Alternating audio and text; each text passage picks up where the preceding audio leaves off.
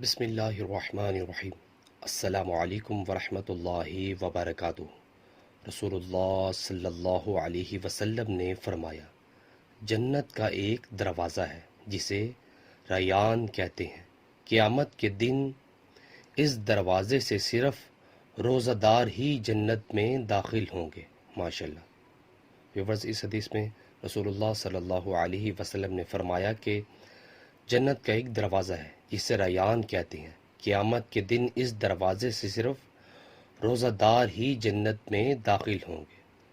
اللہ اکبر۔ سو viewers, اللہ تعالیٰ سے دعا ہے کہ اللہ تعالیٰ ہمیں بھی رمضان المبارک میں کمپلیٹ روزے رکھنے کی توفیق عطا فرمائے اور زیادہ سے زیادہ استغفار کرنے کی بھی توفیق عطا فرمائے۔ ویڈیو کو شیئر کریں۔